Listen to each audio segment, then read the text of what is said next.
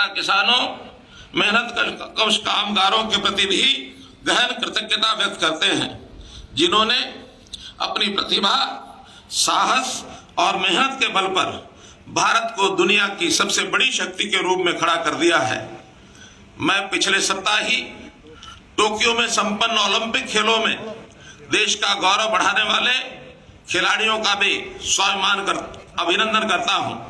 हमें गर्व है कि इन खेलों में हरियाणा के 30 खिलाड़ियों ने देश का प्रतिनिधित्व किया और अपने दमखम व खेल कौशल से सबका मन जीत लिया।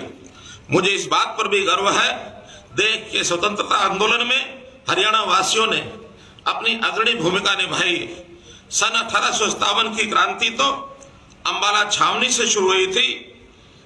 हमने अपने शहर बल्लभगढ़ के राजा नार सिंह तेवतिया ने 1857 की क्रांति में अंग्रेजों को नाको चने चबा दिए, ये भी सुना है। हरियाणा के वीरों ने देश की सीमाओं की सुरक्षा में भी बड़े बलिदान दिए हैं। हमें गर्व है कि आज देश की सेना में हर 10वां सैनिक हरियाणा से है। हमारे सैनिकों ने 1962, 1965 और 1971 के विदेशी आक्रमणों व ऑपरेशन कारगिल युद्ध के दौरान वीरता की नई मिसाल पेश की है।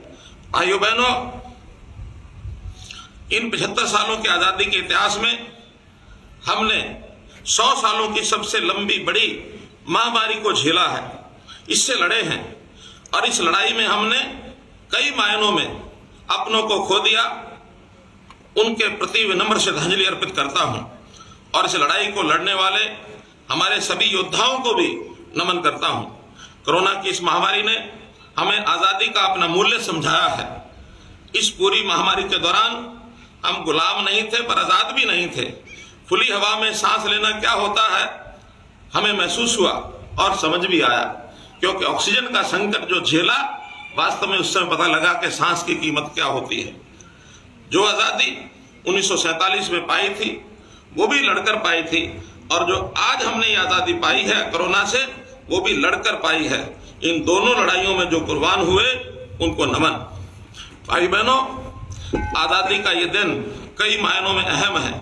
सबसे अहम इसलिए है कि आने वाला साल आजादी का 75वां साल है। इस अमृत महोत्सव में हम विभिन्न समारोहों में आयोजन करेंगे, लेकिन हमें पूरा साल पिछली उपलब्धियों पर गर्व करने में ही नहीं बिताना, बल्कि इसमें यह भी तय करना है कि 2.5 दशक बाद जब हम आजादी की 100वीं वर्षगांठ मनाएंगे तो तब देश कैसा होगा। आज पूरा संसार श्री नरेंद्र मोदी जी अपने प्रधानमंत्री के कुशल नेतृत्व में भारत में ऐतिहासिक बदलाव का साक्षी है। हमें गर्व है कि स्वतंत्रता के इतिहास में पहली बार भारत को संयुक्त राष्ट्र परिषद की अध्यक्षता करने का अवसर प्राप्त हुआ है। प्रधानमंत्री जी ने महामारी के दौरान दूसरे देशों की मदद कर संसार को हमारी विश्व बंधुत्व की भावना का कायल किया है। आबादी की दृष्टि से दुनिया के दूसरे बड़े देशों की जनता को पूरे देश की जनता को मुफ्त वैक्सीन लगाने का हमने साहसिक निर्णय लिया है। नई राष्ट्रीय नीति आई जिसमें 21वीं सदी का आत्मनिर्भर भारत बनाने का मार्ग प्रशस्त हुआ है। अयोध्या में मर्यादा पुरुषोत्तम भगवान श्री राम जी का पावन मंदिर बन रहा है। हाल ही में राज्यों को ओबीसी जातियों में अपनी सूची बनाने का अधिकार दिया गया है। इसके अलावा जम्मू कश्मीर से धारा 370 व 35A हटाना, सर्जिकल व एयर स्ट्राइक, नागरिकता संशोधन कानून, 3 तलाक की कुप्रथा को से मुक्ति, स्वच्छ भारत अभियान, बेटी बचाओ बेटी पढ़ाओ अभियान आदि अनेक युग परिवर्तनकारी कदम उठाए गए हैं। प्रिय प्रदेशवासियों, इस समय हरियाणा प्रदेश में भी तेजी से बदलाव और विकास हो रहा है। हमने व्यवस्था परिवर्तन और सुशासन का जो संकल्प लिया है उसे पूरा करने के लिए हम नित्य नए मील के पत्थर स्थापित कर रहे हैं। हमने वर्ष 2020 को सुशासन संकल्प वर्ष के रूप में मनाया और इस वर्ष को सुशासन परिणाम वर्ष के रूप में मनाया जा रहा है। सुशासन और व्यवस्था के जरिए हम लोगों में यह विश्वास पैदा करने में सफल हुए हैं कि सरकार उनकी है और वे भी सरकार में हैं।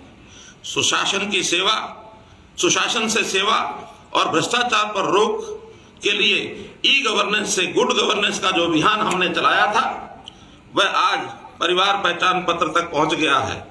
इस एक ही दस्तावेज के माध्यम से सब सरकारी सेवाएं और योजनाओं का लाभ घर द्वार पर ही मिलेगा। लोगों को कार्यों के चक्कर नहीं काटने पड़ेंगे। आपको पेंशन के लिए भी नहीं भटकना होगा। उम्र होगी पेंशन आ जाएगी। आपको योजनाओं के लिए इधर उधर नहीं जाना होगा।